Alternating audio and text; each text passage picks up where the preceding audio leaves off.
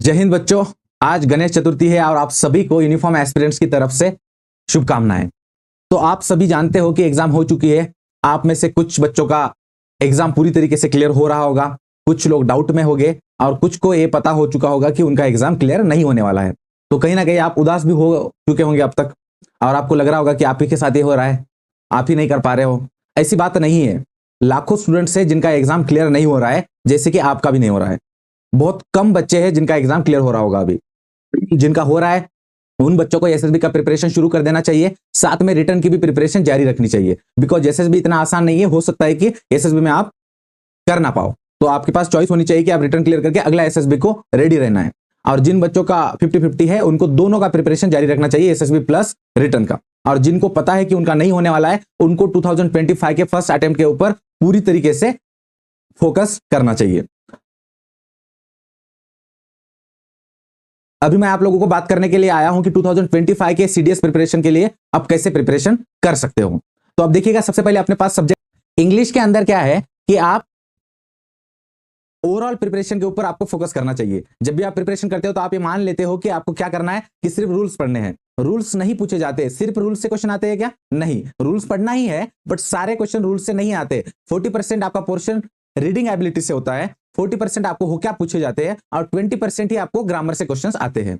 तो फिर आप सिर्फ 20% का ही प्रिपरेशन करते रहते हो and that topic is spotting the errors, जबकि आपको सारे क्वेश्चंस वहां से नहीं आ रहे हैं। तो आपको ओवरऑल प्रिपरेशन कैसे बेहतर करना है, आप देखिएगा एक द हिंदू न्यूज़पेपर आता है जिसके अंदर एडिटोरियल नाम का एक पेज होता है, जिसके अंदर का वो एडिटोरियल चूज करना है जो एक तो जियो पॉलिटिक्स से रिलेटेड है या फिर लिटरेसी, अनएम्प्लॉयमेंट या देश के अंदर के कुछ एजुकेशन से रिलेटेड इंफॉर्मेटिव है, उसको पढ़ना है। पहले शुरुआत में क्या करना है, आपको टाइम लगाना है, 30 मिनट में उसको फिनिश करना है।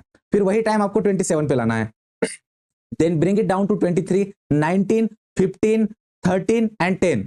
इस तरीके से आपको फिनिश करना है, स्पीड बढ़ानी है। उतने ही टाइम में उस पूरे एडिटोरियल को धीरे धीरे टाइम कम करते जाना है कि 8 दिन के बाद आप 27 पे आए और 8 दिन के बाद आप 21 पे आए, 8 दिन के बाद आप 16 पे आ गए। फिर ऐसे करते 1-1.5 महीने के अंदर आपको पहुंच जाना है कि उस एडिटोरियल को आप 10 मिनट में फिनिश कर सको। अब जब आपको टारगेट है कि आपको 10 मिनट में फिनिश करना है ना, तो आप क्या करोगे, स्पीड में पढ़ोगे। अब समझ में आया कि नहीं आया, इसका आपको कोई लेना देना नहीं होगा। इसलिए और एक एक्टिविटी करनी है उसके अंदर, दैट इज उस पढ़े हुए एडिटोरियल को आपको 2 पैराग्राफ में राइट डाउन करना है अपने वर्ड में, जितना भी आपको समझ में आया है।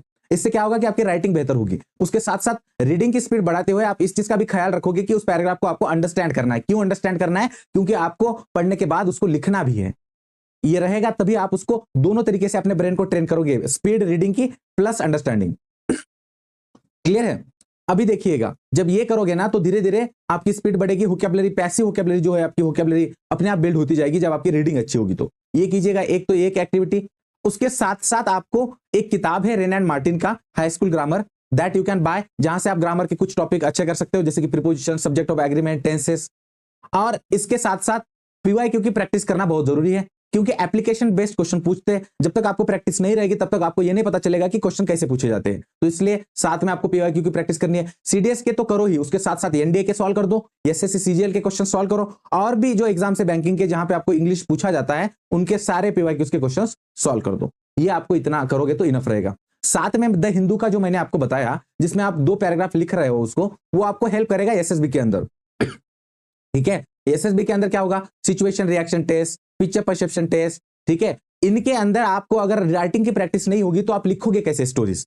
एक दिन के अंदर आप सेंटेंस फॉर्मेशन सीखोगे नहीं। तो इसलिए जरूरी है कि आप पहले से थोड़ा सा राइटिंग की प्रैक्टिस करके रखो। उसके बाद आपके पास टॉपिक है, देखो हिस्ट्री पे जाते हैं। हिस्ट्री में सबसे पहले मॉडर्न हिस्ट्री में आप स्पेक्ट्रम सबसे अच्छा किताब है। स्पेक्ट्रम आप पढ़ नहीं सकते हो क्योंकि बहुत ज्यादा वास्ट है, आपका जो वेटेज है उस हिसाब से आपको उतना पढ़ना नहीं चाहिए। तो मैंने आप लोगों को टेलीग्राम के ऊपर मॉडर्न हिस्ट्री का एक 100 पेजेस का एक पीडीएफ शेयर किया है, जिसके अंदर मैंने स्पेक्ट्रम का जो सोल है, जो गर्थ है, उसको कन्वर्ट किया है 100 पेजेस में। उतना पढ़ लोगे तो इनफ रहेगा, एक भी क्वेश्चन उसके बाहर का नहीं आएगा। अब सवाल है एंशिएंट और मिडाइवल का, उसको पढ़ना है आपको। थीम्स होते हैं, देखो एनसीईआरटी की किताब है 11th-12th के, जिसके अंदर थीम्स लिखा हो ऊपर, कल्चर थीम्स, उनको पढ़ना है आपको। ज्यादातर क्वेश्चन आपके वहां से ही आते हैं। उनका भी जो सोल है वो जल्द ही हम लोग टेलीग्राम चैनल के ऊपर डालने वाले हैं, उसको शॉर्ट नोट्स में हम कन्वर्ट कर देंगे। आपको वहां पे पढ़ने को अगर बोर हुआ तो शॉर्ट नोट्स पढ़ लीजिएगा। फिर ये ज्योग्राफी के अंदर फिजिकल ज्योग्राफी के जो क्वेश्चंस है वो आते हैं कॉन्सेप्ट बेस्ड। आप फैक्चुअली क्वेश्चन नहीं पूछ रहे, तो आपको कॉन्सेप्ट क्लियर करने हैं। कहां से करोगे? 11th का एनसीईआरटी का किताब आता है फिजिकल ज्योग्राफी का, उसको बहुत अच्छे से कर लीजिएगा। ठीक है, डीप में पढ़िएगा उस किताब को तो आपको क्लियर हो जाएगा। और पीवाईक्यू सॉल्व करिएगा एनालिसिस के लिए कि किस तरीके से क्वेश्चन पूछे जा रहे हैं। फिर इंडियन ज्योग्राफी में क्या करोगे आप, एक तो आप उसके अंदर कीजिएगा इकोनॉमिकल ज्योग्राफी और ह्यूमन ज्योग्राफी, उससे ज्यादातर क्वेश्चंस आपको पूछे जाते हैं। दो किताबें एनसीईआरटी की, उनको पढ़ लीजिएगा आप, ह्यूमन 11 12 की, ह्यूमन ज्योग्राफी की और इकोनॉमिक ज्योग्राफी की, और पीवाईक्यू सॉल्व कीजिएगा। उसके बाद जहां तक सवाल है पॉलिटी का, पॉलिटी को आपको यम लक्ष्मीकांत पढ़ने की जरूरत नहीं है, वो यूपीएससी के लिए है, उतना ज्यादा वेटेज आपको है नहीं। आपको मैंने शॉर्ट में हैंड रिटन नोट्स टेलीग्राम पे प्रोवाइड कर दूंगा, उसके साथ साथ डिजिटल फॉर्मेट में ही 50-60 पेजेस में हम उसको कन्वर्ट कर देंगे पूरे यम लक्ष्मीकांत को, उतना पढ़ लीजिएगा, मल्टीपल रिवीजन कीजिएगा उसका, और पीवाईक्यू सॉल्व कीजिएगा। पीवाईक्यू कहां से सॉल्व करोगे, पॉलिटी के, सीडीएस एनडीए तो है ही, एसएससी के कीजिएगा, यूपीएससी के भी कर सकते हो आप लोग, ठीक है, सेम टू सेम क्वेश्चन आपको सीडीएस में पूछते हैं। उसके बाद है आपके पास इकोनॉमिक्स। इकोनॉमिक्स को लेके एक मिसकंसेप्शन है कि ये सब्जेक्ट ऐसा है वैसा है, समझ में नहीं आता। ऑब्वियसली एनसीईआरटी पढ़ोगे तो आपको समझ में नहीं आएगा, थोड़ा सा एनसीईआरटी ने उसको कॉम्प्लिकेटेड बनाया है। तमिलनाडु स्टेट बोर्ड की किताबें पढ़ सकते हो 11th एंड 12th की, उसके साथ महाराष्ट्र स्टेट बोर्ड की भी किताबें पढ़ सकते हो 11th 12th की इकोनॉमिक्स की, और साथ में करंट अफेयर्स थोड़ा सा ऐड कर दोगे तो आपका वो टॉपिक प्रिपेयर हो जाएगा। एनवायरमेंट के लिए आप 9th और 10th की किताबें पढ़िएगा एनसीईआरटी की, दैट विल बी इनफ। अब आते हैं हम साइंस के ऊपर, साइंस को स्किप नहीं करना है, बहुत इंपॉर्टेंट है।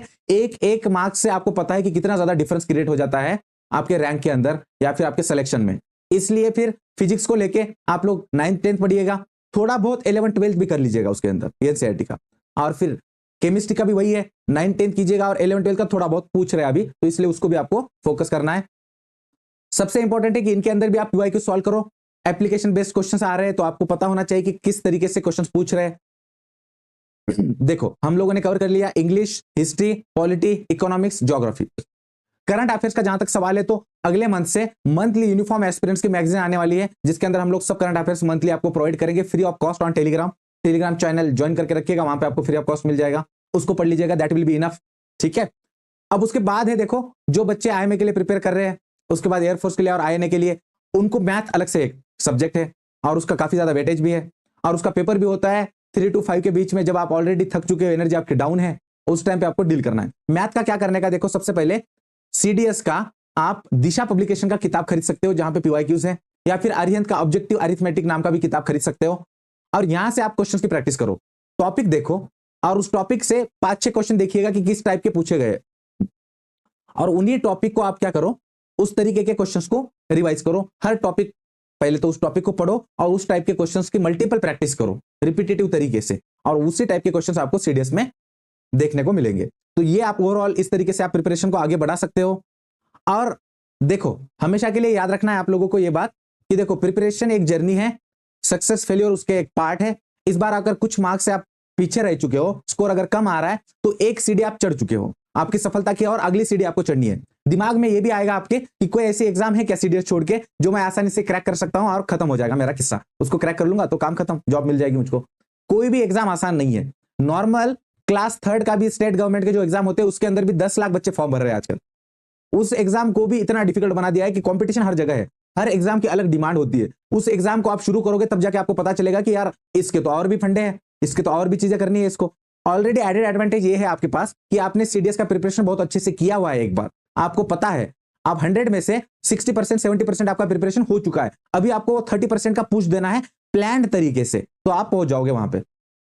हम सीडीएस की बहुत ही कम फीस के अंदर इंग्लिश और जीएस की जो बैच है गैट के लिए, जीएस के लिए, वो लॉन्च करने वाले हैं, और math free of cost YouTube पे पढ़ाएंगे बहुत ही जल्द। हम आज या कल में अनाउंस करेंगे, आप वो भी ज्वाइन कर सकते हो, जिसमें हम खुद आपको सारी चीजें करा के लेंगे, मॉक टेस्ट करा के लेंगे, नोट्स प्रोवाइड करेंगे और एनालिसिस करते रहेंगे कि आपका प्रिपरेशन कैसे हो रहा है। आप उसको भी ज्वाइन कर सकते हो, अपने दोस्तों को भी बता सकते हो उसको ज्वाइन करने के लिए। और मैंने जो आपको किताबें बताई, जो स्ट्रेटेजीज बताए, उसको लेके आप प्रिपरेशन शुरू कर सकते हो। आपका प्रिपरेशन अगर हो चुका है तो आपको कोई कोचिंग ज्वाइन करने की जरूरत नहीं है, आप सेल्फ स्टडी को प्रेफर कीजिएगा, आपका हो जाएगा। सबसे पहले पीवाईक्यू का एनालिसिस कीजिएगा, वही आपका रास्ता है, वही आपको बताएंगे कि किस तरीके से प्रिपेयर करना है, कौन से टॉपिक को फोकस करना है। तो दोस्तों आज गणेश चतुर्थी है, बहुत ही अच्छा दिन है, तो आज शुरू कीजिएगा। गणेश जी को हम प्रे करके हमेशा नई चीजों की शुरुआत करते हैं, तो आपका प्रिपरेशन फिर से शुरू कर दीजिएगा, निराश बिल्कुल नहीं होना है। जय हिंद।